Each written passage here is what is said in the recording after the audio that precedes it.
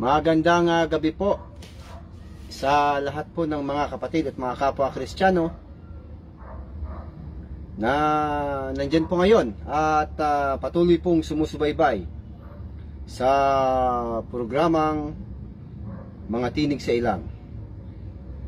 Okay.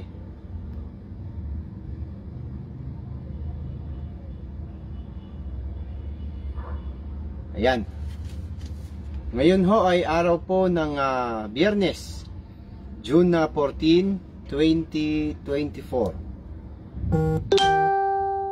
Tayo ho ay nagpapasalamat ho sa ating mahal na Panginoon Diyos dahil tayo ho ay napahintulutan na makapag live broadcast sa araw na ito at makapaghatid po ng mga magagandang balita na nakasulat po sa Biblia. Sabi nga ho natin, let us bring back a good news and information written in the Bible. Yan. As simple as that. Ayan. Siyempre, sa gabing ito, ay tayo ho ay mag-aaral at magbabalita ng mga magagandang balita po na nakasulat sa Biblia. Ang programa pong Mga Tinig sa Ilang, biblical na, historical pa, scientific na, may kasama pa pong timeline or good arrangement. At pagkaminsan, sinasamahan din po natin ng arithmetic or yung tinatawag na mathematics dahil sa Biblia meron din naman pong mathematics. Okay. At ito po ay mahigit na po 4 na taon na tayo ho ay nag-live sa Facebook at nagbabalita po. At marami na rin naman pong nakakarinig nitong ating ginagawang pagbabalita. At palagi natin sinasabi na hindi ho tayo nagtatayo ng relihiyon. Ayan, palagi po yan. Relihiyon ay itinayo na po ng Panginoong Diyos at ang kanya pong pastor ay walang iba kundi si Jesus Christ. At si Jesus Christ naman ay humirang po ng kanyang mga apostol. At ang mga apostol naman tinuruan ni Jesus Christ. Katulad po nang dumating na si Apostol Pablo, si Apostol Pablo po ay tinuruan po ni Jesus Christ at ganoon din po ang mga nahirang na mga kamanggagawa magiging katulong ni Apostol Pablo sa pagpapalagana po ng Kristyanismo. Ayan, marami po sila. Andiyan na po si Tito, si Timoteo, ayan, at marami pang iba. Ano ho? At itong ating panahon, established na po ang relihiyon, established na rin po ang mga apostol, kaya wala na to ho tayo dapat pang itayo pang relihiyon. Wala na rin hong hingian po ng abuloy o ambagan para sa ipagpapatayo ng iglesia o church o kung ano-ano pa man, kundi ang isasagawa na lamang po ay yung pagtulong sa kapwa. Ayan, tulong na dapat tulungan. Yan, hindi ho nangangailangan ang Panginoon Diyos ng pera para ipalagana po ang kanyang salita. Hindi ho niya kailangan yun. Yan, dahil makapangyarihan Diyos ho yun. Ngayon, pag meron kayong pastor na nagsasabi pa rin, na nanghihingi pa rin ng pera para daw sa pagpapalaganap ng salita ng Diyos or itatayo ng kanyang bahay, sambahan kuno, yan po ang mga ganyang pastor, mga manloloko. Ayan. Nagpaparami lang ho yan ng pera hanggang sa panahon na sila na po ay tangkilikin, sila po ay sila na po ang ini-idolize o sila na po ang itinataas ng kanilang miyembro. Ayan, ganun po ang nangyayari sa ating panahon. Nakakalungkot po, ano ho, dahil napakarami. Kita nyo ho si Kibuloy, ano ho, at iba pang marami pang pastor, sila na ho ang ginagawang importante ng kanilang miyembro. Okay, nandyan po si Brother Oscar Vargas at Brother Chandler Rodriguez po ng Hong Kong.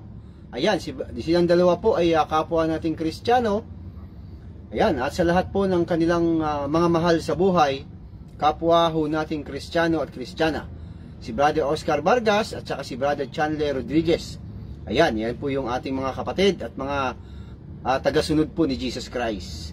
Ayan, yung ating pong pag-aaralan sa gabing ito, mga kapatid, ay tungkol po sa pagkain na dapat kainin ng mga Kristiyano o mga tagasunod ni Jesus Christ, mga kapwa nating Kristiyano. Ayon po yan sa Biblia. Ayan, kasi ang dami-dami pong mga isinasagawang mga pagkain po na bawal at kung ano-ano pa. Maya-maya pag-aaralan ho natin at ibabalita yung tungkol po sa pagkain ng mga tagasunod ni Jesus Christ o yung tinatawag na Kristiyano. Ayan. Sige po, mag-message lamang po ang mga nandyan para kayo po ay ma-shoutout dito po sa programa. Kasi kapag hindi po kayo, minsan ho, pag hindi ho kayo nag-message, ano ho, kahit hello man lang or good evening, hindi ko kayo makikita sa screen. Kaya hindi ko kayo ma-shoutout. Mahalaga ho yun.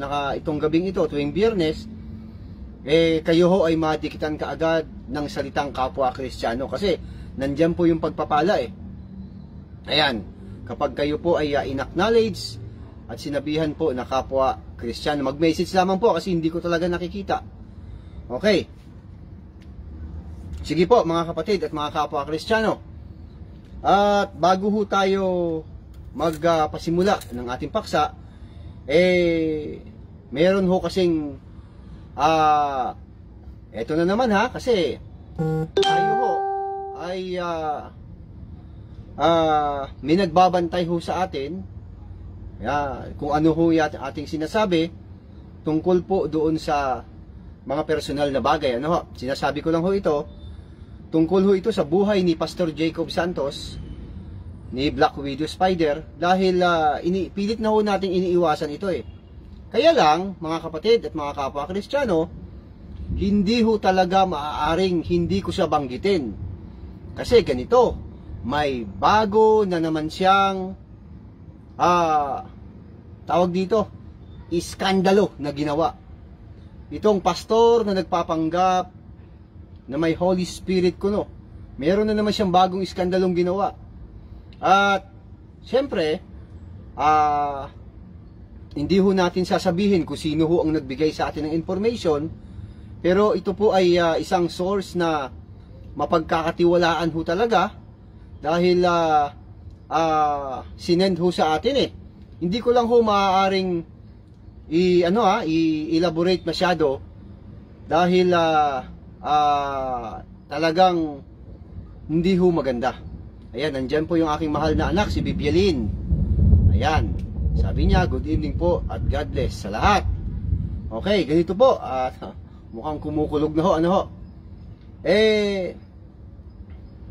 at nakikiusap po yung nakikiusap po yung uunahin lang natin to kasi ito po ay hindi ho ito hindi ho ito mabuting balita. Dahil ito po ay masamang balita na kinakailangang maipaabot sa kanya. Itong si Pastor Jacob Santos ay tahasan na talaga na pinanindigan ang kanyang ginawang hindi kanais-nais at hindi po kasang-ayon ng kalooban ng Panginoon Diyos. Talagang hindi ho kanais-nais. Bakit? Kasi ho, siya po ay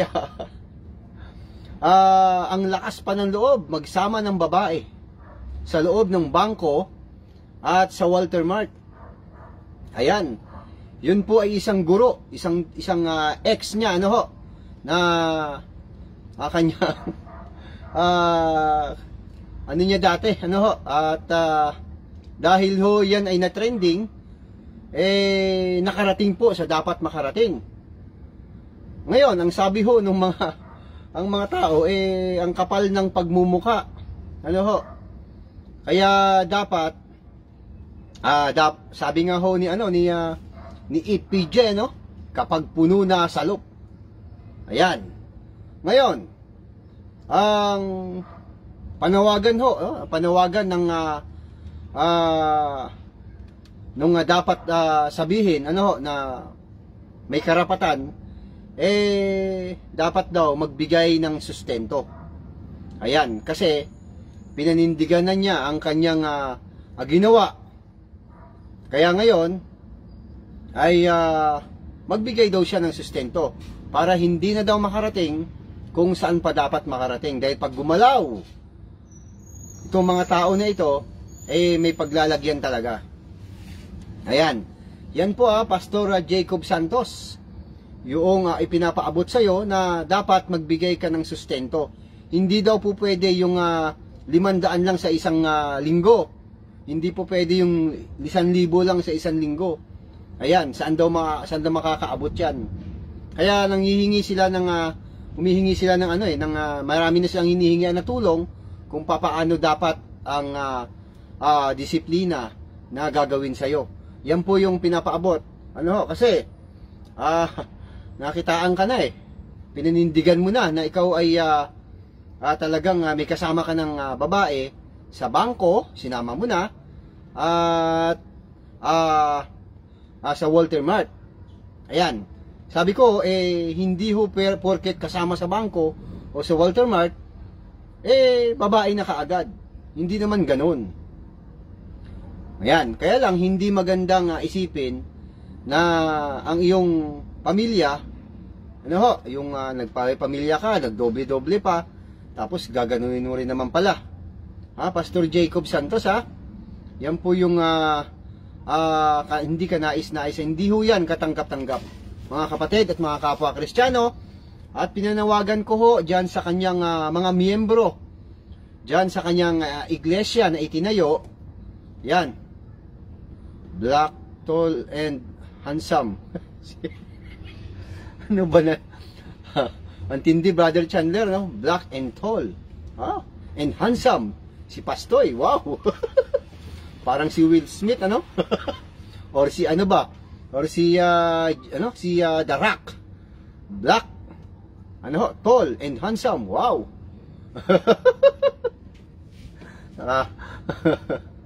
Naloko na. Ay, nako. Matangkad, maitim, matangkad, at guwapings. Ano yan? Si Richard Gomez. Ayan. Ganun po nang mihingi lang naman po yung tao ng panawagan na para hindi na ho makarating sa dapat puntahan itong usapin na ito, mais ka na dahil malapit na mapuno. Pag napuno na, puno na sa loob. Ayan. Matutuloy talaga ang kay Risa Ontiveros na yan, kay Senator Risa Ontiveros, kasi yung usapin na yan ay naka-hold dahil sa mayroon pong nakiusap na isang tao na wag muna at medyo ayan. So pagka hindi ka pa rin tumino, isa na ako sa malulungkot doon dahil ayan, wala na magbubulgar ng iyong maling aral at maling pagkaunawa sa Biblia. Yan. Medyo galing lang ho tayo sa ubo at sipon. Mga kapatid at mga kapwa Kristiyano, Pastor Jacob Santos. Yan po yung aking mensahe sa'yo. O ngayon, tara na. Punta na tayo sa aral.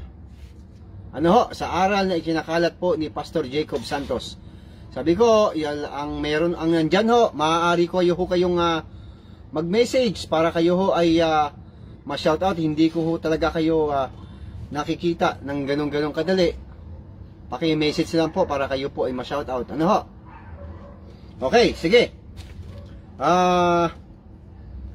Andyan po si Sis Amy Alfonso. Ayan. Kapwa rin ho natin niyang Kristiyana. At sa lahat po ng kanyang mga mahal sa buhay. Kapwa nating Kristiyano at Kristiyana. Ipon-ipon lang muna tayo Kasi para medyo sabay-sabay na ho. Dahil maganda rin naman po itong ating naihandang ibabalita sa gabing ito. At ang balita ko si Sis Amy Alfonso, na biktima ito nung pastor ng si Pastor Bura. Nambubura ito ng comment, magtatanong ka, nagagalit. Ayan, magtatanong ka ng ibang paksa, nagagalit, at aalisin ka. Yan po ay isang patunay na yung pastor na yan ay talagang nagtatago sa aparador. Sabi niya, wala kwenta yung alias Jacob Santos. Ayaw patanong. Ayan. Ayaw ho niyang magpatanong doon po sa kanyang topic. Gusto niya, ang tanong, pag malapit na ho, matapos mga 10 minutes na, doon pala magtatanong. Alam niyo, ano ho yan eh. Isang uri ng paiwas para huwag agad impromptu na masagot yung tanong kasi hindi niya kaya. Ayan. Tapos ang yabang-yabang pa na siya daw po ay dating tagabasa ng ang dating daan sa radyo telebisyon. 19 years. Ayan, tapos ganyan. Ganun ang kanyang attitude na kapag kami nagtatanong, nagagalit. Talagang yung programa na yan na pinapanooran ninyo sa Facebook at YouTube, walang kwenta talaga yan. Hindi po yan, hindi yan, kasi ang nakasulat po sa Biblia, mabuting daan. Yan po ay hindi mabuting daan. Kasi nga po, magtatanong ka, nagagalit. Ayan, dapat, sinusunod pong nasa Biblia, dapat mabuting daan. Kasi, ang mabuting daan, yan po ang mga nilakaran ng mga taong nakarating doon po sa kapahingahan. Yan po yung ating naipaksa nung nakaraan, na ang mabuting daan po, yan po yung landas na mga dumaan, may mga nakaraan na dyan, may mga landas na, may mga dumaan na nakarating ho sila sa kapahingahan. Kaya sila ho ay mayroon ng kapahingahan. Walang iba kundi si Jesus Christ. Yan po ibig sabihin, mga kapatid at mga kapwa Kristiyano. Ayan. Sige po, mag-message lamang po ang mga nandyan para kayo ho ay ma-shoutout po. Hindi ko ho talaga kayo nakikita. Ayan, sige ho. Siguro pwede na nating simulan itong ating nakaraang paksa na ating pong pinag-aralan. Tayo ho muna ay magbabalik tanaw muna. At syempre, topic pa rin ho natin itong nagpapanggap ho na may Holy Spirit. At pinanawagan nga ho pala, nakalimutan ko rin, na dapat daw ho ay hindi na binibigyan ng pera o abuloy itong pastor na ito. Dapat itigil na. Kaya doon sa mga iba pang mga nauutopan niya sa kanyang programa, isang uri na ho ito ng hindi pa ba kayo natitisod dyan sa ginagawa ng inyong pastor? Lalong-lalo na po yung buong pamilya, isang pamilya, yung mag-asawa na nandyan po sa Quezon City at isang driver pa, hindi ko na lamang ho babanggitin. Kayo ho ba, alam ko naman na kayo ho ay pamilyang mabait at kayo ho ay mapagbigay. Hindi pa ho ba kayo na sa tagal-tagal at sa haba-haba ng panahon na marami na hoong nawawala na mga kasamahan ninyo, hindi ba kayo nalulungkot? Pati po yung kapatid dyan sa Quezon City pa, na hindi ho niya maakay-akay ang kanyang buong pamilya. Siya lang ho ang nandyan. Hindi ba kayo naaawa sa inyong mga sarili? Hindi ba kayo nalulungkot na ang mga dati ninyong mga kasama na napamahal na sa inyo, mga kakilala na, hindi nyo na ngayon nakikita? Ayan, wala na, hindi nyo na sila nakikita. Kasi, mga lumayas na dyan sa iglesia na itinayo ni Pastor Jacob Santos. Napakarami po, pamilya. Alam na alam ko yun bakit kayo nandyan pa kayo?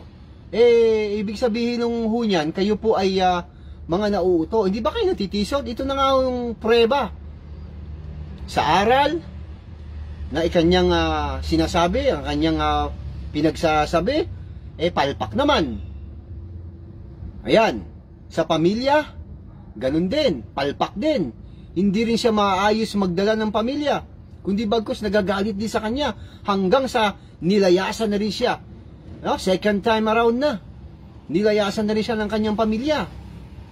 Ayan, yung sambahan na itinayo, design niya. Ayan. 2-story house, hindi sambahan. Ayan, bahay niya ho yan eh. Kasi may isang kapatid nga ho na nakahalata sa kanya na sabi nga, ako, para masahol pa sa incheck ito ah. Yung incheck, nagtatayo ng bahay, tirahan sa taas, negosyo sa baba. Yung ginagawa ito ng taong ito, eh wala siyang puhunan. Kaya nga ho, hindi pa ba kayo nakakalata, kayong pamilya nandyan, na dapat mag-inat-inat na kayo. Kayo ay napapalautan na. Ibig sabihin napapalautan, kayo ay napeperahan na. Nalalagasan na kayo ng pera. Dahil sa relihiyon na itinayo niya na wala namang kwenta. Hindi ba kayo natitisod? Nakadalawa na. Parehas pa siya nilayasan. Parehas siya iniwanan. Tapos ito na, sustento daw, hindi nagbibigay. Naloko na. Yung ano dyan, sa aral din, wala rin, palpak din. Ito na, sisimulan na natin yung aral. Isa-isahin ko lang ho siyempre, nung nakaraan, mga kapatid at mga kapwa Kristiyano, sinasabi ho na tungkol kay Apostol Pablo, recallan tayo itong pastor na ito, na palaging sinasabi na siya daw po ay tinutulungan ng Holy Spirit. Sinasabi naman natin, hindi yan Holy Spirit, hindi yan holy, kundi yan ay bad spirit. Kasi walang Holy Spirit na magtuturo ng mali. Lalong-lalo na pag ano mo sa pamilya. Si Apostol Pablo, may tinik sa laman. Ano ho? Mayroong tinik sa laman si Apostol Pablo.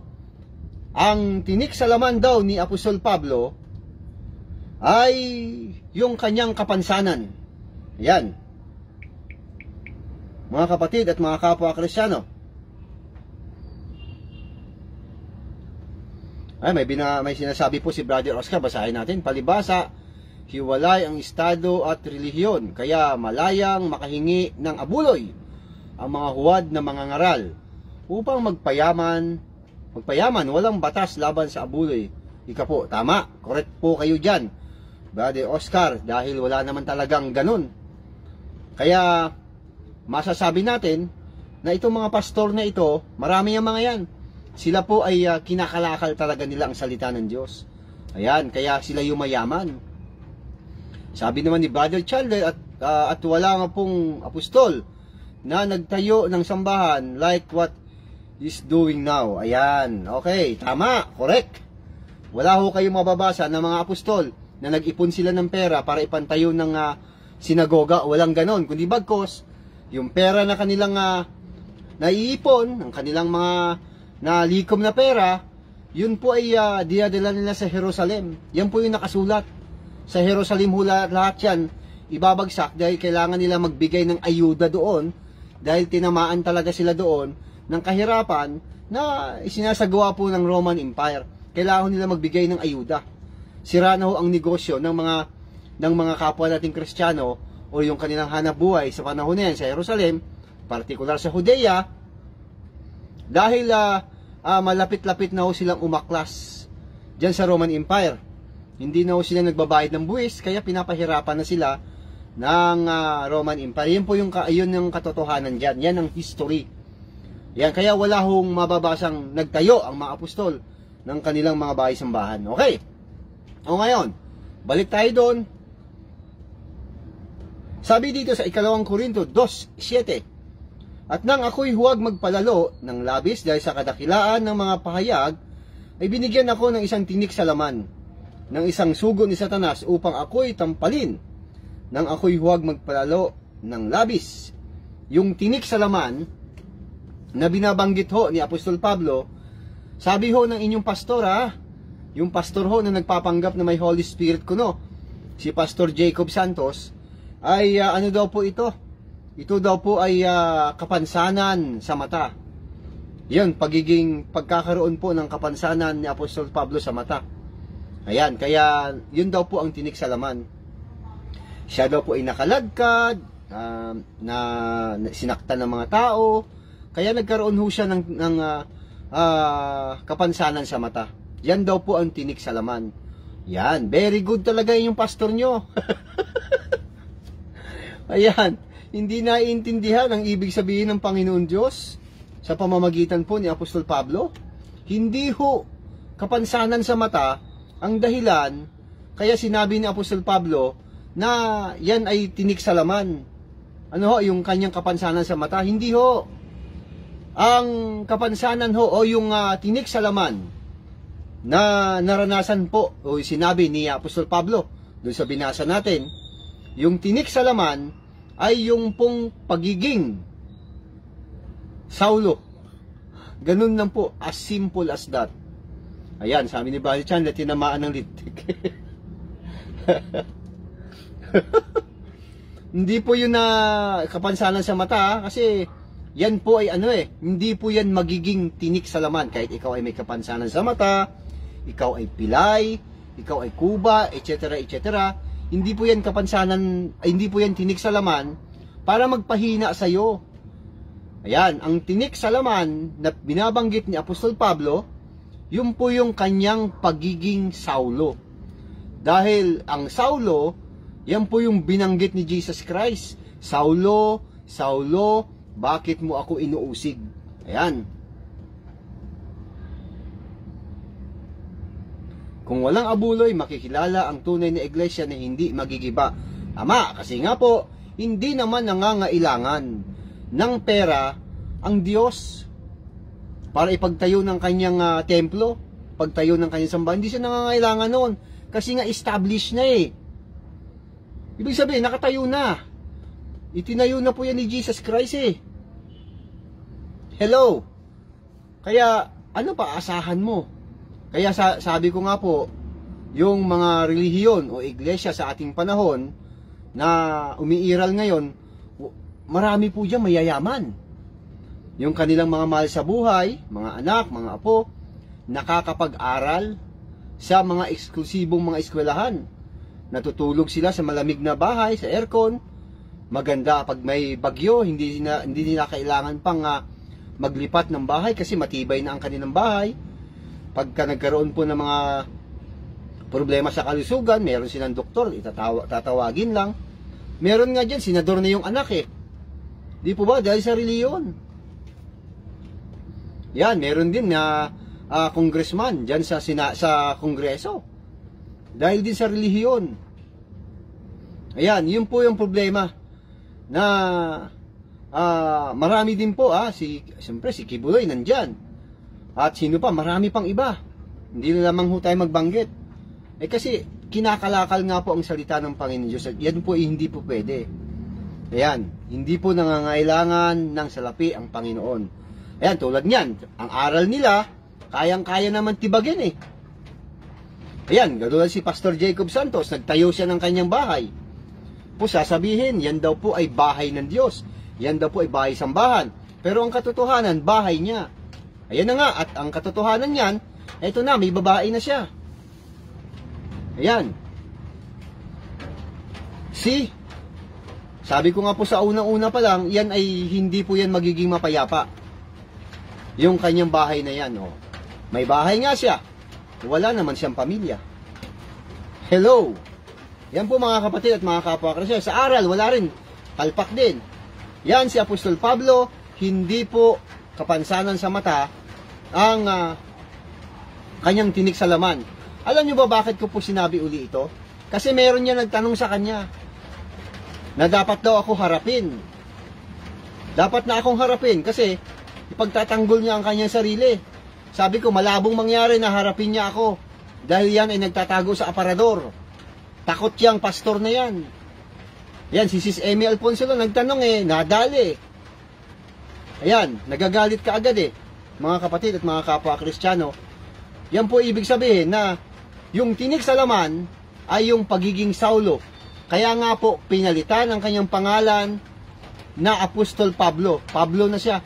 Wala na po yung Saulo. Kasi yan po yung sagot ng Panginoon Diyos sa panalangin ni Apostol Pablo na dapat alisin sa kanya yung tinik sa laman. Ayan, yan po yung sagot na ang biyaya ko sa iyo. Okay na yon, ayos na yon. Bakit? Napalitan na siya ng pangalan Siya po ay Apostol Pablo na.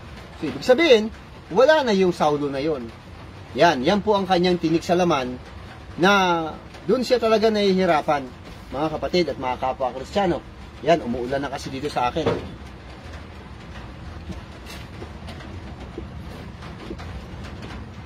Okay, ano pa po?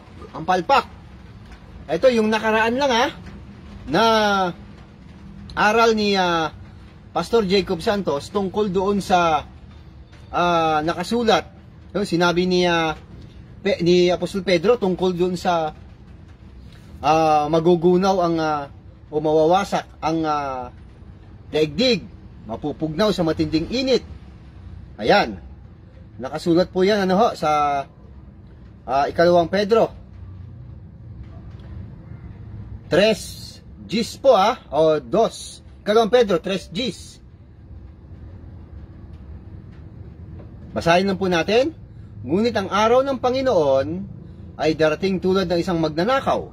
Sa araw na iyon, ang kalangitan ay biglang mawawala, kasabay ng isang malakas na ugong. Matutupok ang araw, buwan at mga bituin. Ang mundo at ang lahat ng mga bagay na narito ay mawawala. Ayan. Okay, yan po yung binasa natin Ayan, sabi niya Buddy Oscar, paanong hindi mangyayaring humingi ng abuloy ang mga huwad na pangaral ay ayaw nang magtrabaho. Isa lang ibig sabihin yan, Buddy Oscar, tamad. Ayan, mga tamad na pastor.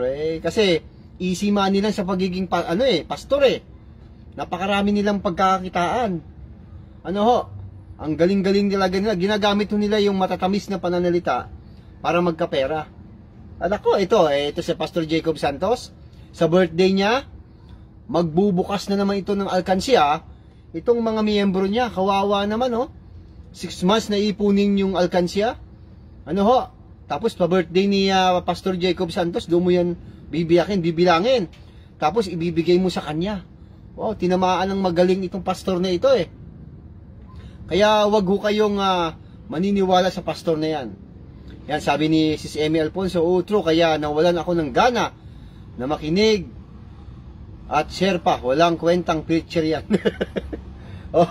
Wala talagang kwentang preacher yan. Hindi ho yan nagpapatanong dahil nandun po sa loob ng aparador. Ayan, mag-message po ang mga nandyan sinasabi ko, mag-message para kayo po ay ma-shoutout. Yan, kasi hindi ko gaano nakikita rito. Sige po, mga kapatid at mga kapwa Kristiyano. Yan. Yun po yung binasa natin kanina sa ikalawang Pedro. Ito po ay kinontra din niya Basahin din ho natin sa isang salin po ng Biblia sa Tagalog din ho. Sa ikalawang Pedro 3. At ang talata po ay Gs. Datapot darating ang araw ng Panginoon na gaya ng magnanakaw, na ang sangkalangitan sa araw na iyan ay mapaparam na kasabay ng malaking ugong, at ang mga bagay sa langit ay mapupugnaw sa matinding init, at ang lupa at ang mga ginawang nasa lupa ay pawang masusunog. Ayan. Nandyan po si Kadios. Magandang gabi po. Sabi niya, kadakilaan ni Jesus ay hindi lamang sa pangako sa krus, kundi pati yung pag-aayuno ng 40 days and night, nagutom at nauhaw. Iyon marahil ang ibig sabihin na kainin ang kanyang laman at inumin ang kanyang dugo, sapagkat pumasok ang salita ng Diyos sa kanya at nasulat upang ating makamit. Purihin ang Jesus. Ayan, naku, napakaganda po yung mensahe na yan. Hindi basta-basta yung ginawa ni Jesus Christ. Baka ganun-ganun na siguro ang iniisip ng iba, Hindi kasi sila naiintindihan Maya-maya tatalakayin din po natin yan, Kadios, para tayo ho ay palaging nababalitaan. Napakasimple lang po As simple as that. Ganun lang po palagi. Kaya ang galing-galing po ni Jesus Christ. Ang galing talaga ng ginawa niya. Maya-maya, pupunta rin ho ako dyan. So, yan po yung binasa natin sa ikalawang Pedro 3 na lahat po ng mga bagay, ang langit ay mapupugnaw sa matinding init, at ang lupa at ang mga gawang nasa lupa ay pawang masusunog. Ibig sabihin, sunog ang lupa at ang mga nasa ibabaw ng lupa. Ayan. Gawang nasa lupa ay pawang masusunog. Therefore, itong earth na ito, itong lupa, talagang mawawala ito. Aba, itong magaling ninyong pastora na nagpapanggap na may Holy Spirit, kinontra yan. Yung ganyang pananalita. Ayaw niyang pumayag. Kasi daw ito i-restore. I-restore nga bakit naman masusunog? Bakit naman mapupugnaw? Yun ang gusto ng Diyos Ayan, andyan po si Brother Epifanio Castillo. Kapwa ho natin yung Kristiyano at sa lahat po ng kanyang mga mahal sa buhay. Kapwa ho natin Kristiyano at Kristiyana. Yan. Welcome po, Brother Epifanio Castillo. Yan, nag-message siya. Kaya nabasa ko ho. At nandyan siya. Okay? Yan po ibig sabihin mga kapatid na dapat kinontra ho ito ng pastor na yan. Ayaw niyang pumayag. Kasi papaano nga naman daw gagamitin ito kung susunugin, i-restore lang naman. Alam nyo, to be fair naman, talaga namang i-restore ito. Ayan, kasi nga gagamitin nga talaga ito sa loob ng 1,000 taon. Ayan, pero hindi po pwedeng hindi masusunod yung sinabi ni Apostol Pedro dahil yan ay natutunan din niya kay Jesus Christ na itong pagkanyang pagdating, ang kalangitan, isang kalangitan sa araw na iyan ay mapaparam na kasabay ng malaking ugong, yung trompeta. Turut, turut. Ayan. Ayan. Mapupugnaw sa matinding init at ang mga lupa at mga gawang nasa lupa ay pawang masusunog. Hindi ho pwedeng baliwalain yan. Alam nyo, itong pastor na ito, anti-Christ na ang aral nito. Kasi sinasabi na ng Biblia, ayaw pa niya paniwalaan. Brother Vincent, ba't ayaw niya paniwalaan? Ba't ganyan ang sinasabi niya? Ang dahilan kasi, hindi niya naiintindihan ang kanyang binabasa at hindi totoo na siya ay may Holy Spirit. Kasi kung may Holy Spirit yan, dapat tama yung kanyang ginagawa at kapag kami nagtatanong sa kanya, dapat hindi siya nagagalit. Dapat sinasagot niya. Katulad ngayon, sinasabi ko po sa inyo ngayon, maaari po kayo magtanong kahit hindi po lihis po doon sa ating pinag-aaralan. Pwede naman po. At sasabihin ko rin sa inyo, kung kaya kong sagutin, sasagutin ko. Kung hindi ko kaya sagutin, aamin ako. Kung hindi ko kaya sagutin, pero meron tayong Panginoon Diyos na hindi naman tayo napapabayaan, na nagbabantay sa atin sa gabing ito, sa tuwing tayo ho ay nagbo-broadcast. Kaya nga lagi natin sinasabi, let us bring back a good news written in the Bible. Also, the good information. Yung maayos na impormasyon. Ayan. Balik tayo doon sa ating pinag-aaralan mga kapatid. Hindi ho sasabihin niya ni Apostol Pedro kung hindi itinuro sa kanya ni Jesus Christ na ang mga ang gawang nasa lupa ay masusunog. Ayan. Ngayon, hindi lang niya alam kung papaano niya i-arrange mabuti para meron namang katarungan yung mga nakikinig sa kanya na wala nang nakukuhang maayos na impormasyon. Talagang masusunog po ito. Kailan? Masusunog po ito kasi nga po tapos na ang 1,000 taon. Ayan. Ano ang prueba mo, Brother Vincent, na itong pagkatapos ng 1,000 taon? Di ba't binasa natin sa Apokalipsis? Yan, 20. Ito po ang nakasulat mga kapatid at mga kapwa Kristiyano. Pagkatapos ng 1,000 taon ay palalayain si Satanas mula sa kanyang pagkakabilanggo o pagkabilanggo. Lalabas siya at dadayain ang mga bansa mula sa 4 na sulok ng daigdig. Buong daigdig na po ito. Titipunin niya ang mga ito upang isama sa pakikipagdigma. Ang hukbong ito ay sindami ng buhangin sa tabing dagat. Ayan. Ang ating pong binabasa ay Apokalipsis po 20 at ang talata po ay 7 hanggang 10. Kumalat sila sa buong daigdig at pinaligiran ang kampo ng mga hinirang ng Diyos at ang pinakamamahal ng lungsod. Ibig sabihin, sa buong daigdig, lahat po ng mga Israelita na namumuhay ng payapa at tahimik, pinasok nila. Ayan, tapos na kasi ang 1,000 taon pinaligiran nila hanggang sa makarating sila doon sa Jerusalem. At ang diablong nandaya sa kanila ay tinapon sa lawa ng apoy at asupre. O, ulitin na natin, kumalat sila sa buong daigdig at pinaligiran ang kampo ng mga hinirang ng Diyos at ang pinakamahal na lungsod. Ngunit, o ito na yon, umulan ng apoy mula sa langit at tinupok ang mga kampo ni Satanas. At ang diablong nandaya sa kanila ay tinapon sa lawa ng apoy at asupre na pinagtapunan din sa halimaw at sa huwad na propeta. Pahirapan sila doon araw at gabi magpakailanman. Yan, nung umulan po ng apoy, mga kapatid at mga kapwa Kristiyano, yun na nga yun. Masusunog po sila kasama. Ano ho? Nitong gawang mga nasa lupa. Dahil umulan ho ng apoy. Ayun na yun. Paano naman, Brother Vincent, ang mga nandyan? Wala na yan dyan. Bakit? Kasi darating naman po ang bagong langit at ang bagong lupa. Yan, papalitan kasi yan Yan ang masaklap na narinig ninyo sa inyong pastor na nagpanggap na hindi raw masusunog kasi i-restore lang naman. Hindi niya alam ang timeline ng sinasabi ng ating mahal na Panginoon Diyos, mga kapatid at mga kapwa Kristiyano. Yan po yung mga kamalian. O pangatlo uli, kasi binibilang po natin Ito na huling-huli. Ayan, si Jesus Christ, na siyang nagpasting or nag-ayuno ng 40 days and night. Alam niyo po ba na gumawa na naman ito ng walang kwentang kwento, itong pastor nyo na ito, na si Jesus Christ daw po ay talaga namang hindi kumain sa loob ng 40 araw at gabi, pero siya daw po ay uminom ng tubig. Tingnan nyo lang, mga kapatid at mga kapwa Kristiyanong, kalokohan ng pastor na ito. Yan ba ang sasamahan ninyo?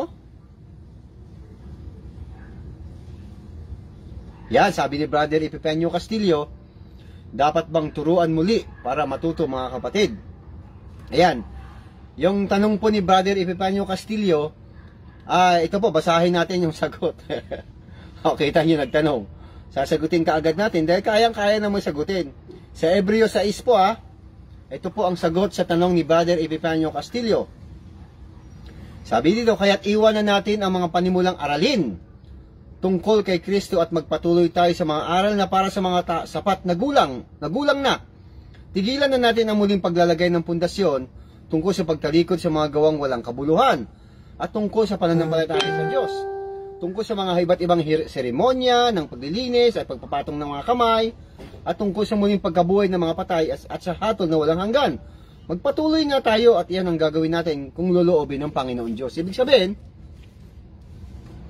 ayan, nandyan din po si Sis Opie. Yan, good evening to all. Ayan, siya naman po ay kapwa nating Kristiyana at sa lahat po ng kanyang mga mahal sa buhay, kapwa nating Kristiyana at mga Kristiyano. Siya po ay nasa Makati naman. Si Brother Epifanio Castillo, Makati din po ito. Yung binasa ho natin, mga naturuan na po ito Ayan, mga naturuan na, may mga alam na. Kaya lang, gusto lang ni Apostol Pablo na yung mga alam, ibig sabihin, mga dating alam, ay dapat mag-upgrade na. Ibig sabihin, hindi na dapat natin tinatalakay yung mga bagay ng mga nakaraan kasi alam na natin Ibig sabihin, upgrade na, dito na tayo sa hinaharap. Ganon din po ang nakasulat sa mga taga-Korinto, na mga kapwa nating Kristiyano, na sila po ay naturuan na rin. Mahaba-haba lang po sa unang Korinto. Mahaba-haba lang po yun mga naturuan na rin sila, kaya lang, dumating ang mga panahon na ang naituro sa kanila, hindi na po nila isinasapuso at isinasabuhay. Kaya eto uli si Apostol Pablo, tinuruan sila uli.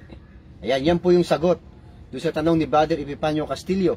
Sa unang Korinto po, magsimula lang po tayo sa chapter 1. Ayan, dire-diretso lang po yan. Nagkaroon po muli ng pagtuturo si Apostol Pablo sa pamamagitan po ng sulat. Kasi wala na sila kung ano-ano na pong ginagawa nila Pero yan po ay tunay na iglesia pero sumabit pa rin sila. Kaya tinuruan sila uli. Kaya dapat pong turuan. Kaya nga ho itong ating ginagawa, nagbabalita lamang ho tayo ng mga nakasulat po sa Biblia. Ayan. Inom ba ako ng tubig?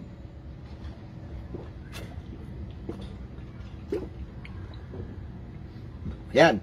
Si Apostol Pablo o si Jesus Christ, siya daw po ay sabi ni Pastor Jacob Santos, hindi nga kumain pero uminom naman ng tubig. Hindi totoo yun. Ayan, tama ho ang sinabi ni Dios na si Jesus Christ ho talaga. At dito na natin ipapatuloy yung ating paksa, ang ating ibabalita, ang tunay na pagkain ng mga kapwa Kristiyano o mga tagasunod ni Jesus Christ na dapat kainin lalo na sa ating panahon. Itong ating time kasi na to mga kapatid at mga kapwa Kristiyano, ibang-iba na po ito sa time nila. Ganito po yun Kung sa time po ng mga apostol, nung sila po ay nangangaral, kumukuha sila ng guide sa lumang tipan sa mga Israelita kasi nakalipas na ho yun Ngayon, ito namang time natin, kukuha rin tayo ng guide doon sa mga Kristiyano na mga naaralan ng Apostol Pablo. Ayan, kukuha na lang tayo ng guide doon. Ngayon, kaya nga sabi natin lagi at binabalita na dapat lang na mag-focus na tayo sa aklat po ng Apokalipsis. Kasi kumpleto na ho yun Maging ang mga nakaraan, nandyan na rin nakasulat. Okay. Sabi po ni Brother Oscar, sa palagay ko po, hindi naman yung pagkagutom ni Jesus Christ ang punto ng kasulatan, doon sa kasulatan, kundi yung pagmamahal sa lahat ng mga bagay na kay Satanas. Ayan, naman po yung sinasabi po ni Brother Oscar, pamamahala, correction, ayan, pamamahala sa lahat ng bagay na nakay Satanas. Okay, tama po yun, na dapat, itong earth kasi, sabi niya di ba? Ibibigay ko sa iyo itong sanlibutan na ito, sambahin mo lang ako. Sabi ni Jesus Christ, ang Panginoon mo lang Diyos ang dapat sambahin. Ayan. Natatawa ako dun sa ginawa ni Satanas. Hindi man lang umubra kay Jesus Christ Hindi man lang nakaporma Ayan. Mga kapatid at mga kapwa Kristiyano. Ayan. Okay. Medyo mainit. Yan po na si Jesus Christ ay hindi po siya talaga uminom ng tubig. Hindi ho siya kumain, hindi rin po uminom ng tubig. Tulad ho ng ating napag-aralan nung nakaraan, kinakailangan ho kasi walang laman ang kanyang tiyan, walang pagkain at walang tubig. Kasi yun po ang ginawa ni Moises nung kaharap po niya ang Panginoon Diyos sa bundok po ng Sinai, sa Horeb. Ayan. Na ibinigay sa kanya yung tinatawag na pakikipagtipan. Yan. Yung time na yon, nakikipagtipan po ang Panginoon Diyos sa Israel. Sa pamamagitan po ni Moises, si Moises po ang magsasabi sa Israel, pakikipagtipan. Ayan. Ngayon, dito po sa time ni Jesus Christ, the same process din po. Siya po ay ganun din ang gagawin. Okay, ganito po yun Ulitin lang natin, bakit nasa pag-inom ng tubig? Ayan, bakit po nasa pag-inom ng tubig? Yan pong nasa isip ni Pastor Jacob Santos. Porket walang nakasulat na hindi kumain, tapos wala naman daw nakasulat tubig, uminom daw ng tubig. Parang lalabas niyan, Jesus Christ, sabi ni Pastor Jacob Santos, papasting-pasting ka, ayuno ka, inom ka rin naman pala ng tubig. Ayan, yan ang pangit na kalalabasan Kaya wala talagang kwenta yung pastor na yan. Hindi dapat yung pinapakinggan. Kaya yung mga nagbibigay ng pera dyan, nasayang ang pera nyo, dapat itulong nyo lang sa mga nangangailangan ng tulong. Panawagan ko dyan. Nakakaano Walang kwentang aral yung ginagawa ni Pastor Jacob Santos. Paratangan ba naman si Jesus Christ na uminom daw po ng tubig. Ayan. Maya-maya ho, Brother Oscar, bakit na sa pag-inom ng tubig? Ayan, okay. Yung mga Israelita, yun na nga po, sila po ay nakipagtipan ng Panginoon Diyos sa kanya sa pamamagitan ni Moises. Itong si Moises naman, hindi po kumain, hindi rin po iminom. 40 days and 40 nights din. Same process po yan kay Jesus Christ. Hindi rin ho siya kakain, hindi rin ho siya iinom. Kasi, dala-dala po niya ang bagong tipan ng Diyos. Ganun din po yun. On process pa si Jesus Christ. Kaya ito ho ang ating sisimulan. Ang tunay na pagkain ng mga kapwa Kristiyano na dapat kainin, lalo na sa ating panahon, ayon sa Biblia. Ito po yon, si Jesus Christ. Ano ho? Siya po ay babautismuhan ni Juan Bautista sa ilog ng Jordan. Okay, eto na naman tayo uli. Bautismo sa tubig na naman. Panawagan ko sa mga pastor na nagpapalublob pa rin kayo sa tubig, hindi tama yung ginagawa ninyo. Ayan, sa ating panahon Bakit? Kasi ganito yon. Nung simula't-simula pa lang, dala-dala na ho ni Jesus Christ ang bagong tipan ng Diyos na pinagtibay ng kanyang dugo. Hello! Ngayon, si Juan Bautista, meron na siyang na-mention.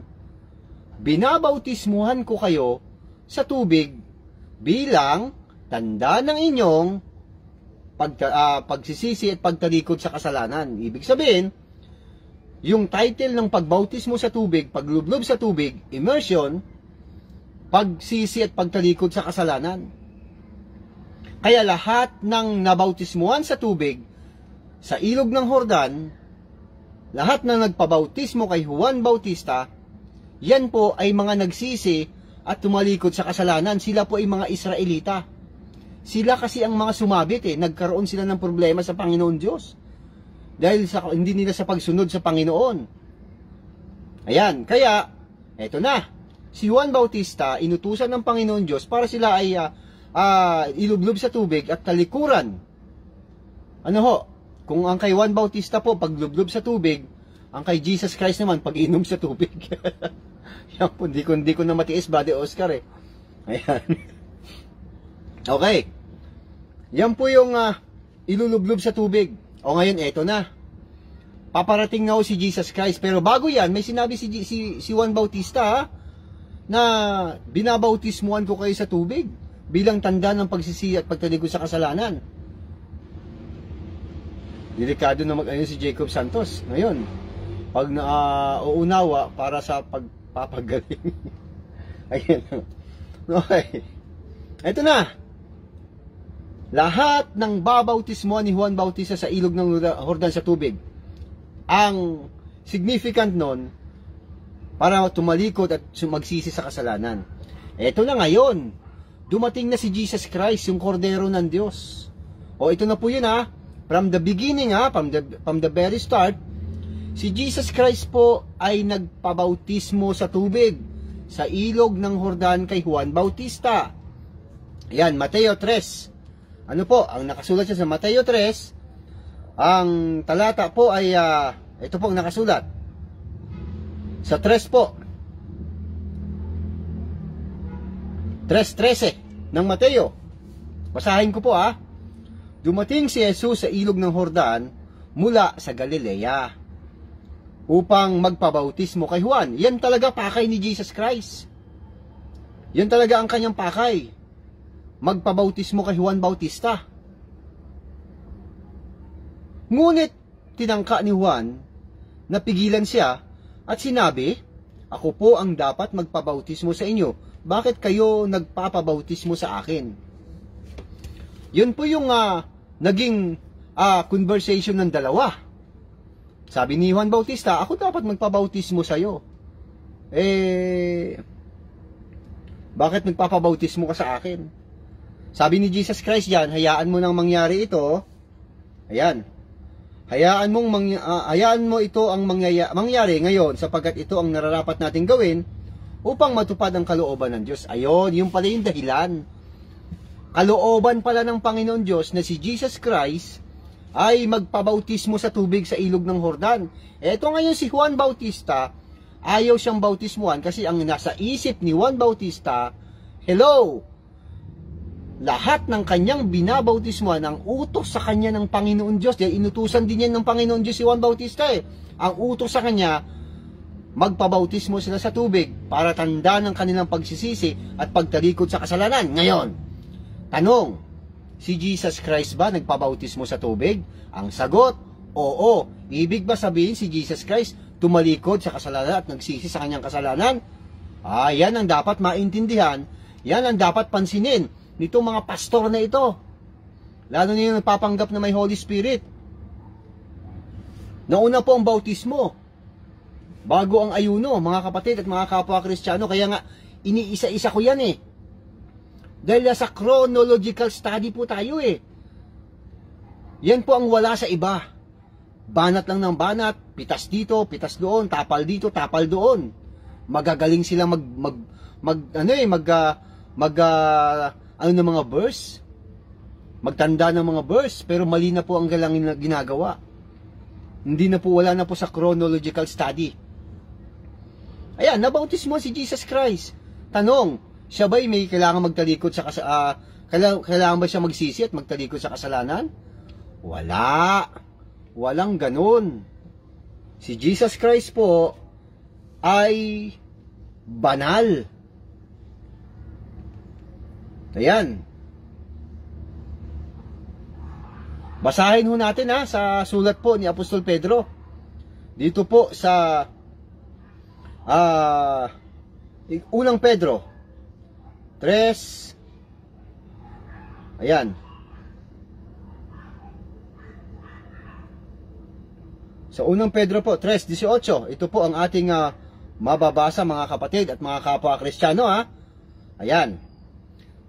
Sapagkat si Kristo na walang kasalanan ay namatay nang minsan para sa inyo na mga makasalanan, upang iharap kayo sa Diyos. Siya'y pinatay sa laman at muling binuhay sa Espiritu. Ayan, yan po yung significant niyan. Walang kasalanan si Jesus Christ. Wala siyang dapat ipagsisi. Wala siyang dapat talikuran na kasalanan. Wala nga siyang kasalanan eh. Banal nga siya eh. Hello. Hindi nga siya galing sa pagsisiping eh. Pambihira naman itong mga pastor na ito. Nag-iisip ba kayo? Mga tinamaan ng magaling kayo na mga pastor na naglulublob pa sa tubig hanggang ngayon? Tapos, sasabihin nyo, ito ngayon, kasi ang daming mga dahilan. Ang daming mga dahilan eh. Na si Jesus, Great Commission daw, wala namang nakasulat tubig eh. Dinadagdagan nyo lang mga tinamaang magaling kayo, mga pastor kayo eh. Alam ko naman ang motibo niyan, para magiging, ikaw ay lehitimong miyembro, kailangan i-initiation ka, parang fraternity. Ilublob ka daw sa tubig. Hello, para miyembro ka at bibigyan ka ng ID. O so, meron ka na ngayong obligasyon kay pastor. Ito na yung pera pa rin. Pariringgang ka na, tatakutin ka na ito ang gusto ng Panginoon Diyos. Gagamitin na po ang pangalan ng Panginoon Diyos para sa pera. Hindi po, wala na pong involved sa pera ang pagbabalita ng mga salita ng Panginoon Diyos. Wala na pong involved na pera. Bakit? Established na po. Inaantay na lang natin ang pagdating ni Jesus Christ. Kanya-kanyang performance na tayo. Tiyak yun. Bakit? Saan nakasulat? Sa Apokalipsis, nandun na yun.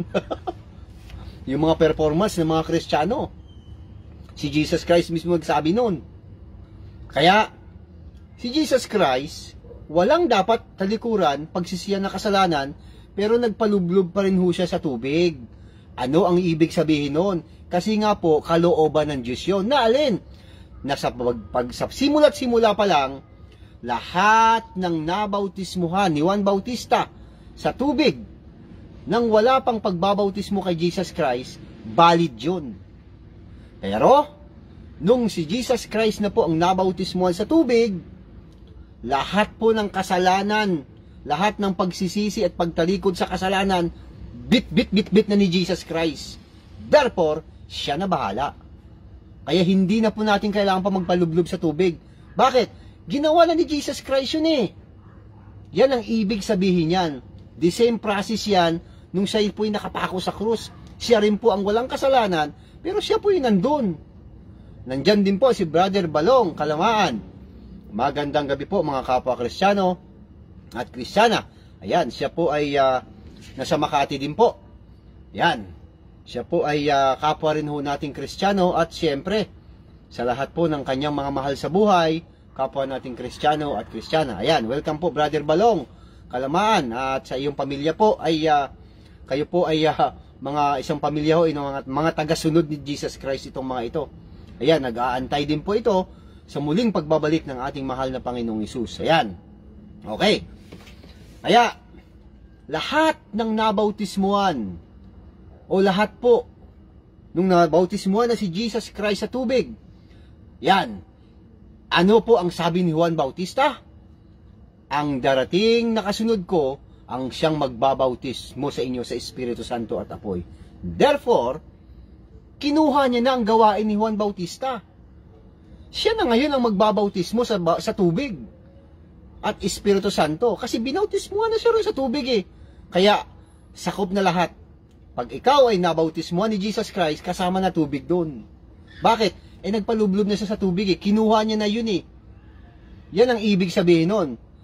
Kaya nga, nung malaman ni Juan Bautista na si Jesus Christ ay umiiral na, nangangaral na, ayan, ayun na, sinabi niya na dapat na siyang itaas. Okay, mga kapatid at mga kapwa Kristiyano.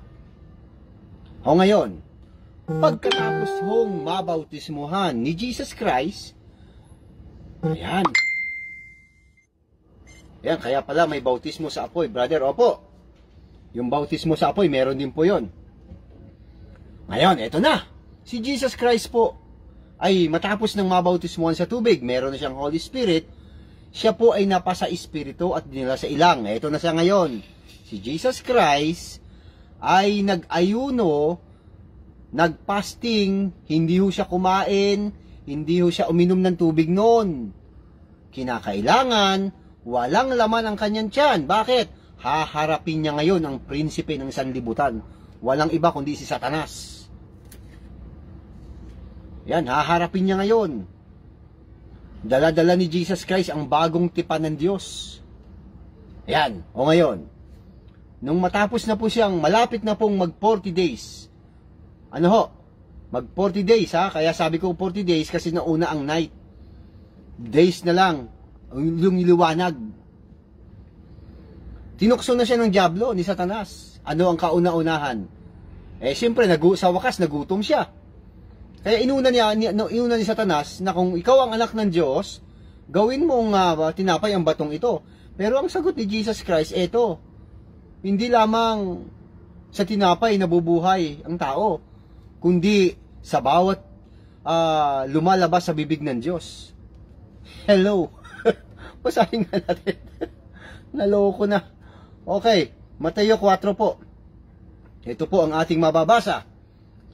Pagkatapos, si Jesus ay dinala ng Espiritu sa ilang upang tuksoy ng dyablo. Siya ay nag-ayuno sa loob ng 40 araw at 40 ng gabi. Kaya't siya ay nagutom. Dumating ang dyablo at sinabi sa kanya, kung ikaw ang anak ng Diyos, gawin mo ngang tinapay ang mga batong ito. Ngunit sumagot si Jesus, nasusulat, hindi lamang sa tinapay nabubuhay ang tao, kundi sa bawat salitang nagmumula sa bibig ng Diyos. Yari ka agad. Sapul si Satanas. Hindi niya nasubukan, hindi ho niya naisahan si Jesus Christ sa pagkakataon niyan. Kahit gutom na gutom, uhaw na uhaw, hindi niya alam na si Jesus Christ nabautismuhan na sa tubig. Tapos na. Nabitbit na ni Jesus Christ ang bautismo sa tubig. Ayan. O ngayon, dahil hindi naman nakaporma si Satanas, dahil inuna niya ang pagkain. Ayan. Ang mahalaga palang kainin, yung mga salita na nagbumula sa bibig ng Diyos. Sino ba ang may bit-bit ng salita ng Diyos? Di ba si Jesus Christ? O ibig sabihin, Diyos nga si Jesus Christ. O isa pa yan ha. Siya ang may bit-bit ng salita ng Diyos. Kaya ang bibig niya, na lumalabas sa kanyang bibig, salita ng Diyos yun. Ibig sabihin, Diyos nga siya. O ngayon, ano pa ang kasunod? Pagkatapos, dinala siya ng Diablo sa Jerusalem, ang banal na lungsod, at pinatayo sa taluktok ng templo. Sinabi nito sa kanya, kung ikaw ang anak ng Diyos, magpatihulog ka. Ayan, sapagkat nasusulat, sa kanyang mga anghel, ikay itatagubilin, at sa kanilang mga kamay, ikay alalayan. Yan. Ngunit sumagot si Jesus, nasusulat din naman, huwag mong susubukin ang Panginoon mong Diyos. Ayan. Magpatihulog daw, ano? Ayan. O yun sa pangatlong pagkakataon, gawin din po na ibibigay sa kanya ang buong daigdig. Sambahin lang siya. Hindi naman siya umubra kay Jesus Christ. Sinagot lang siya ng ating mahal na Panginoon. Sabi dito sa Gis 4 at Gis, kaya't sumagot si Jesus, lumayas ka Satanas, sapagkat nasusulat, ang Panginoon mong Diyos ang dapat mong sambahin, at siya lamang ang dapat mong paglingkuran. Ayan, pagkatapos iniwan na siya ng Diablo, dumating naman ang mga anghel at siya ay pinaglingkuran nila. Yan. So, ano ibig sabihin mga kapatid? Doon sa unang-una pa lang, yung pagkain pala. Yung pagkain na dapat kainin, ano po? Ang sabi lang ni Jesus Christ doon, tungkol sa pagkain, hindi lamang yung nabubuhay. Dapat sa bawat yung salita ng Diyos, yan ang ating dapat na kinakain. Mga kapatid at mga kapwa Kristiyano. Kaya, dito na tayo magsisimula sa ating isinasagawang pagbabalita ng magagandang balita na nakasulat po sa Biblia. Ayan, pagkain po ng Kristiyano. Ang tunay na pagkain ng mga kapwa Kristiyano na dapat kainin lalo na sa ating panahon ayon sa Biblia. Mga kapatid at mga kapwa Kristiyano, ganito po yon. Kukuha muna tayo ng guide sa Israel. Ayan. Noong panahon po ng Israel, kukwento ko na lang po sa inyo, siyempre may mga batas alituntunin na ipinapatupad ng Panginoon Diyos sa kanila. Lalo na po yung pagkain. Ayan. Ang mga pagkain po na bawal at hindi bawal, ibinigay na rin po sa kanila ang impormasyon.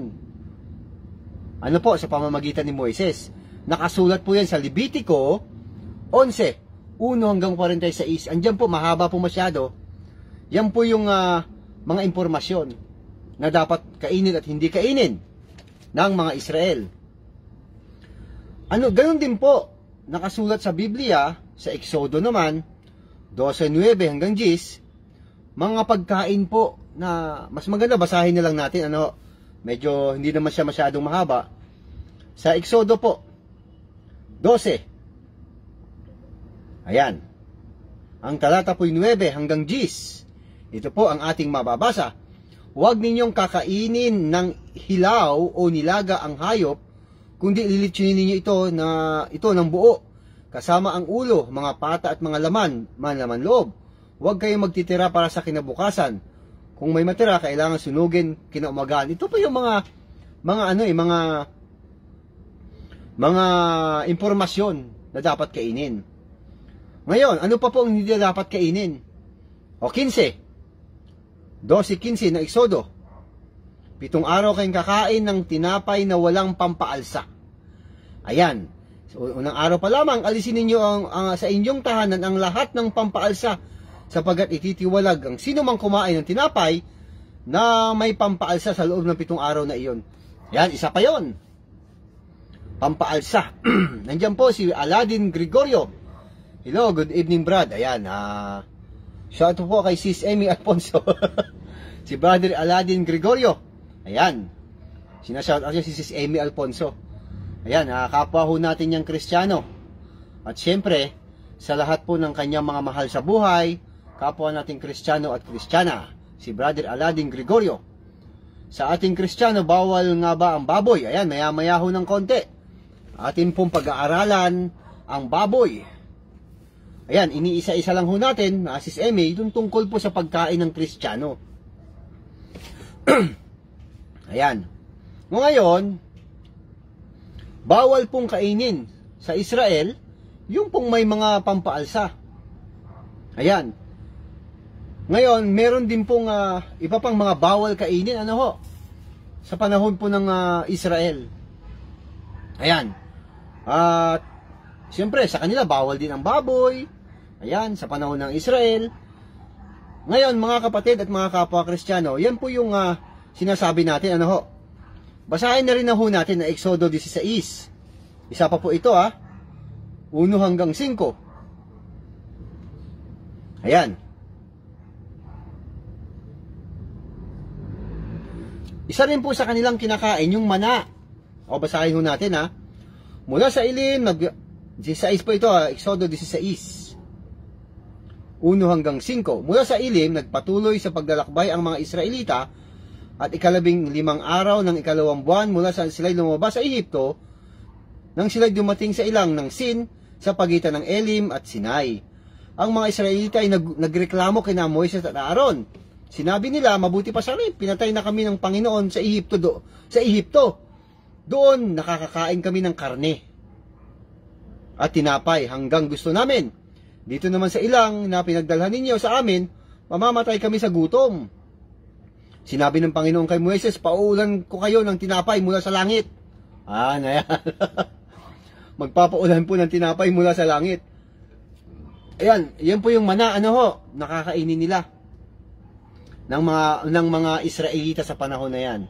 O ngayon, siyempre, yung ating binasa nakikipagtipan po ang Panginoon Diyos sa Israelita sa pamagitan ni Moises. Tapos na po yun. Yan. Kaya, papasok na tayo sa panahon na po ng Kristyanismo. Dahil, nung dumating po si Jesus Christ, dito sa sanlibutan, in-establish po niya yung mga pagkain na yan. Ayan. Dala-dala ho ni Jesus Christ ang bagong tipan ng Diyos. Ibig sabihin, bagong kasunduan, bagong batas, bagong agreement. Yan, bagong tipan. Pero, yung bagong tipan ng Diyos na yan, ay meron diyang ma-involve. Yung bagong tipan, alam nyo kung ano yon? Basa, sa Lucas po. Dito po natin babasahin sa Lucas 22. Ano ho? Ito.